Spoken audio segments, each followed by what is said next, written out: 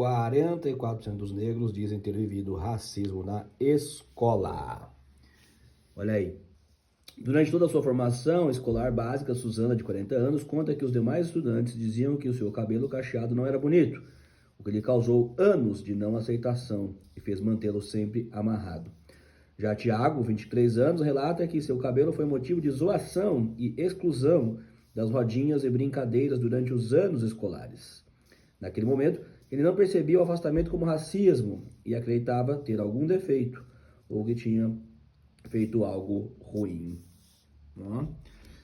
Para Benedito, se a escola, que é o lugar onde deveria se nutrir aconchego e possibilidade de criar relações humanas saudáveis, não oferece uma educação antirracista, tende a perpetuar as desigualdades socioeconômicas e históricas, que vão impactar o acesso dessas crianças a todos os direitos fundamentais.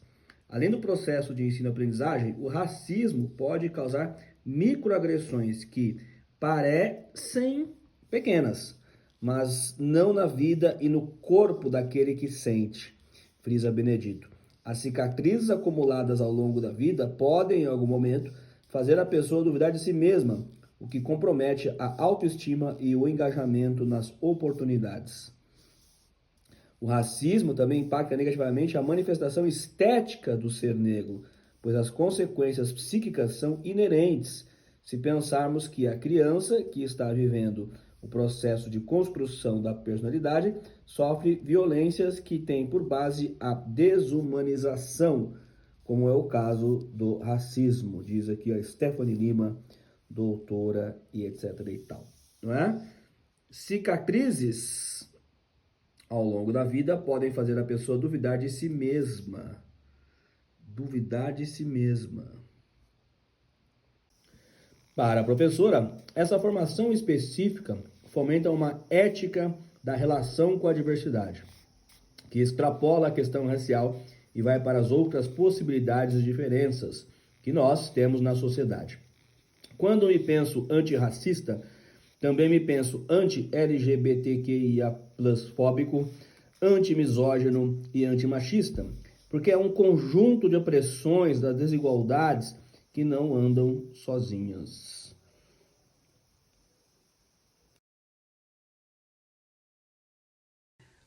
Por que essa educação antirracista ela é importante? Porque, como disse Nelson Mandela, não é? Ninguém nasce odiando.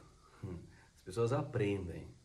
Então, se você conseguir, né, fazer com que as pessoas, desde a mais tenra infância, convivam com pessoas diferentes, sem rotular que essas pessoas sejam diferentes, né, ou seja, essa é a beleza da diversidade, você vai ter adultos que sabem conviver com as diferenças. Por exemplo, eu estou com a minha camisa aqui, Nelson Mandela, minha camisa presidencial, um corte maravilhoso que eu comprei na África do Sul, né? Nelson Mandela levou esse tipo de camisa para o mundo porque é uma camisa africana.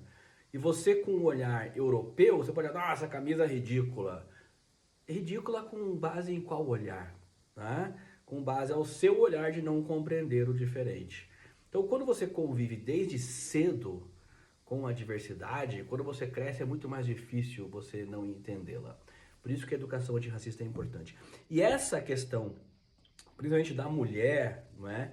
Que a professora fala aí que, não é? Que você tem que, desde cedo, educar, porque você cresce. Imagina o que é uma criança que desde cedo cresce ouvindo que o seu cabelo é ruim, que o seu cabelo é feio, que a sua cor de pele não é bonita, né? Que os seus traços, fenótipos não são elegantes, discretos, bonitos. Imagina o que é uma criança ouvir isso toda a sua vida. Como é que torna, né, um adulto que vai ter autoestima para enfrentar os desafios que a vida nos propõe, para superar as barreiras que a vida nos propõe. É muito difícil, né? É um trabalho depois de muito esforço para você superar esses traumas. Por exemplo, a minha amiga Thaís Borges, né, que escreveu esse livro aqui, Furei a Bolha, tem um trecho, para mim é o trecho mais interessante desse livro dela, que é um livro autobiográfico, né, que ela fala exatamente sobre a questão do cabelo, né, que ela diz assim: mesmo depois de adulta, meu cabelo continuou sendo uma recorrente em sessões de terapia. Até mesmo porque eu sempre sonhei em estar em lugares onde, muitas vezes, havia um preconceito grande com mulheres que assumiam seu cabelo afro. Se um estudo de 2020 revelou que mulheres pretas ainda enfrentam preconceito em ambientes profissionais, imagine 30 anos atrás, estar nesses lugares não era fácil para nós. Com o tempo, percebi que a verdadeira transformação aconteceu dentro de mim. Com o passar dos anos, descobri que meu cabelo me dá possibilidades que o cabelo de branca não oferece. Posso usar o liso, crespo, trançado ou como bem entender. Isso me proporciona uma liberdade no visual que nem todos podem experimentar. Hoje, ainda faço uso de apliques e às vezes intercalo com tranças, mas isso é uma escolha minha, não uma imposição.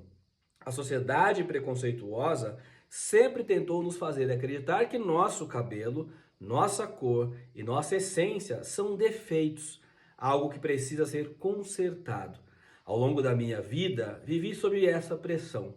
Uma pressão que dizia que meu cabelo natural era uma falha, algo que deveria ser moldado para se adequar aos padrões eurocêntricos de beleza. Mas essa mentira, vendida a gerações de mulheres pretas, é apenas uma forma de opressão disfarçada de estética. Dizem que o cabelo crespo é difícil, duro, que precisa ser domado, e eu acreditei durante muitos anos.